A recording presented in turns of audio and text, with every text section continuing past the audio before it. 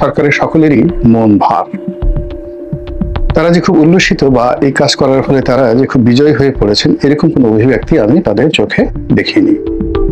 স্পষ্টতই সরকারে যে দুজন ছাত্র প্রতিনিধি রয়েছেন আর রাজপথে যারা আছেন হাসনাত সার্জিস, তাদের মধ্যে বিরোধ এখন তুঙ্গে। আমেরিকা সর্বশক্তি নিয়োগ করছে এই মুহূর্তে শুধুমাত্র চীনকে একটা উচিত এবং দাঁত ভাঙার জবাব দেওয়ার জন্য এবং ওই অঞ্চলে নিজেদের আধিপত্য বজায় রাখার জন্য। আর এই কাজে বাংলাদেশকে একটি ট্রানজিট পয়েন্ট হিসেবে তারা ব্যবহার করার চেষ্টা করছে। এর পরের যে খবর সেটি হলো সরকারের ভিতরে এবং বাইরে ডক্টর আসিফ নজরুলকে উদ্দেশ্য করে বা তাকে টার্গেট করে যে সকল কথা এবং বার্তা ছড়ানো হচ্ছে, তাতে করে এই ভদ্রলোকের জীবন রীতিমতো জাহান্নামে পরিণত হয়ে গেছে। তিনি অসহায় হয়ে পড়েছেন এবং এতটা অসহায় যে ফেসবুকে এসে তার নিজের মনের কথা বলতে হচ্ছে। আশ্চর্যজনক ব্যাপার হলো তার সেই ফেসবুক যে কমেন্টগুলো, সেই কমেন্টগুলোতে তার পক্ষে কোনো লোক নেই। আর তারা সর্বোচ্চ চেষ্টা করবে ছলে বলে কৌশলে আওয়ামী লীগকে বাংলাদেশে রাজনীতির ধারক বাহক করার জন্য, শেখ হাসিনাকে আবার ঢুকানোর জন্য। এখানে রাষ্ট্রের পক্ষ থেকে, সরকারের পক্ষ থেকে নিষেধাজ্ঞা জারি করা হয়েছে, এগুলোকে তারা একটা কচু পাতার পানিও মনে করছে না। যেখানে শেখ হাসিনার যদি ক্ষমতা ধরেন, সেই ক্ষমতা যদি 100 ডিগ্রি ফারেনহাইট হয়, আর এখন ডক্টর মোহাম্মদ ইউনূসের ক্ষমতা যদি ধরেন তাহলে 0 ডিগ্রি ফারেনহাইট, এটা কোনো উত্তাপই নেই, জিরো। তো সেই 100 ডিগ্রি ফারেনহাইট নিয়ে জামাতের মতো একটা ছোট দলকে তারা সর্বশক্তি দিয়ে নিষিদ্ধ করার চেষ্টা করেছে, দমন করার চেষ্টা করেছে, পীড়ন করার চেষ্টা করেছে। ফলাফল শুধু 0 নয়, রিভার্স, উল্টো হয়ে গেছে।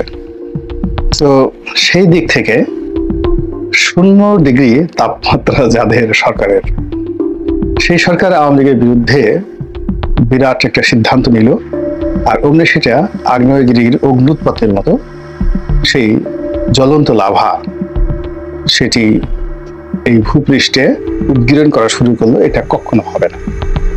এই মুহূর্তের কয়েকটি স্থানীয় এবং আন্তর্জাতিক সংবাদ শিরোনাম, এবং সেই সংবাদ শিরোনামের সঙ্গে আমাদের আগামী রাজনীতি, আমাদের জাতির ভাগ্য কিভাবে জড়িত হতে যাচ্ছে, সেই বিষয়গুলো নিয়ে আলোচনা করব। স্থানীয় বাজারে যে খবর, সেই খবরটি হলো আওয়ামী লীগের কার্যক্রমকে নিষিদ্ধ করা হয়েছে ছাত্র জনতার দাবির মুখে। মূলত এটা সরকারের একটা ব্লুপ্রিন্ট হতে পারে, অথবা এই কাজ করার জন্য সরকারকে বাধ্য করা হতে পারে। এটি নিয়ে মিশ্র প্রতিক্রিয়া রয়েছে। ছাত্র এবং জনতা যারা রয়েছেন তাদের মধ্যে যে ঐক্য ছিল আগস্ট, সেপ্টেম্বর, অক্টোবর মাসে, সেই ঐক্যে সম্প্রতি ফাটল ধরেছে, ভীষণ রকম ফাটল ধরেছে। নানা রকম মৌলিক যৌগিক যে রসায়নগুলো সরকারের ভিতরে এবং বাইরে চলছে, যে আমরা দেখতে পাচ্ছি। এরপর বাংলাদেশকে কেন্দ্র করে কতগুলো আন্তর্জাতিক ঘটনা ঘটছে, সেগুলো বলার আগে আওয়ামী লীগ যে নিষিদ্ধ হলো ওটা নিয়ে 2-4 কথা বলে নেই। আওয়ামী লীগ নিষিদ্ধ হলো, এটা বিএনপি ভালোভাবে নেয়নি। সবাই অভিযোগ করছে যে জামাতের যারা নেতৃবৃন্দ তারাই এই কর্মটি করিয়েছেন। কিন্তু পুরো পরিস্থিতি এতটা নাজুক হয়ে পড়েছে যে আমিরে জামাত একথা বলতে বাধ্য হয়েছেন রাজনৈতিক দলগুলোর সঙ্গে আলোচনা করে আওয়ামী লীগ নিষিদ্ধের বিষয়ে যদি কোনো সিদ্ধান্ত নেওয়া হতো এটি ভালো হতো। অন্যদিকে শাহবাগে যে উত্তাল সেই ছাত্র জনতার সম্মিলন চলছে, সেখানে আনন্দ মিছিলের প্রস্তুতি চলছে আমি যখন এই ভিডিও করছি। আবার ছাত্র জনতার এক পক্ষের অবিসংবাদিত নেতা জনাব পিনাকি, তিনি লন্ডন থেকে না ঠিক প্যারিস থেকে ঘোষণা দিয়েছেন যে আওয়ামী লীগের নিষিদ্ধ হওয়ার যে বিষয়টি, এটি উদযাপন করা দরকার এবং সেখানে জিয়াফত হতে হবে, এবং সেই জিয়াফতে চাকবুম চাকবুম চাঁদনি রাতে একটা বিখ্যাত বাংলা গান রয়েছে, সেই গানটা বাজানোর জন্য তিনি বলেছেন এবং এই জন্য যত খরচ লাগে তিনি সেটা দেওয়ার অঙ্গীকার করেছেন। আমাদের সীমান্তে দুটো বড় বড় সমস্যা রয়েছে, ভারতের সঙ্গে এবং মায়ানমারের সঙ্গে। মায়ানমারের সম্পর্কটি এখন আন্তর্জাতিক অঙ্গনে আমরা দ্বিমুখী চাপের মধ্যে পড়েছি। আমেরিকা এবং পশ্চিমা রাষ্ট্র, বিশেষ করে ইউরোপীয় ইউনিয়ন, তারা চাচ্ছে যে বাংলাদেশের ভিতর দিয়ে একটা মানবিক করিডর দেওয়া হোক এবং সেই করিডরটি জাতিসংঘ ব্যবহার করবে মানবিক ত্রাণ পৌঁছানোর জন্য। কোথায়? সেই আরাকান রাজ্যে। তো যেখানে আরাকান রাজ্যে সীমান্তে আরাকান আর্মির প্রহরারত এবং এই আরাকান আর্মির দ্বারা যারা বাস্তুচ্যুত, তাদের মধ্যে জাতিসংঘ কিভাবে ত্রাণ পৌঁছাবে এটা আমার মাথায় ঢোকে না। আমি সহ অন্যান্য যারা রয়েছেন বাংলাদেশের একেবারে অল্প বুদ্ধির মানুষ, তারা সবাই ভয় পাচ্ছেন, আতঙ্ক পাচ্ছেন যে মানবিক করিডোরের আড়ালে এই রোহিঙ্গা অঞ্চলে বার্মা অ্যাক্টের অধীন একটি নতুন রাষ্ট্র, সেটা খ্রিস্টান রাষ্ট্র হতে পারে, বৌদ্ধ রাষ্ট্র হতে পারে, মুসলিম রাষ্ট্র হতে পারে, এমনকি একাধিক রাষ্ট্র হতে পারে, ছোট ছোট রাষ্ট্র, সেটা গঠন করার জন্য আমেরিকা সর্বশক্তি নিয়োগ করছে এই মুহূর্তে। শুধুমাত্র চীনকে একটা উচিত এবং দাঁত ভাঙার জবাব দেওয়ার জন্য এবং ওই অঞ্চলে নিজেদের আধিপত্য বজায় রাখার জন্য। আর এই কাজে বাংলাদেশকে একটি ট্রানজিট পয়েন্ট হিসেবে তারা ব্যবহার করার চেষ্টা করছে ভয়ানকভাবে, যার আতঙ্ক আমাদেরকে পেয়ে বসেছে। অন্যদিকে ভারত এবং পাকিস্তানের মধ্যে যে যুদ্ধ, সে যুদ্ধ আমাদেরকে আতঙ্কের মধ্যে ফেলে দিয়েছিল। এখন মার্কিন যুক্তরাষ্ট্র এবং চীনের মধ্যস্থতায় এখানে যুদ্ধবিরতি চলছে এবং সম্ভবত এটি স্থায়ী হতে যাচ্ছে।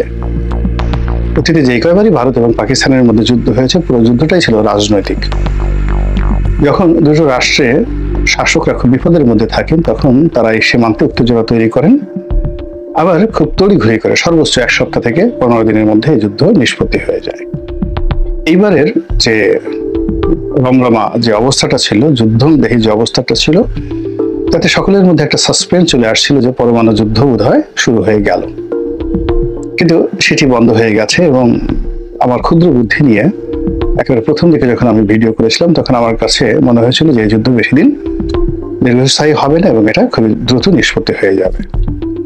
এবং এটি নিষ্পত্তি হয়ে গেলে বাংলাদেশের জন্য এক ধরনের বিপদ, আর নিষ্পত্তি না হলেও আর এক ধরনের বিপদ।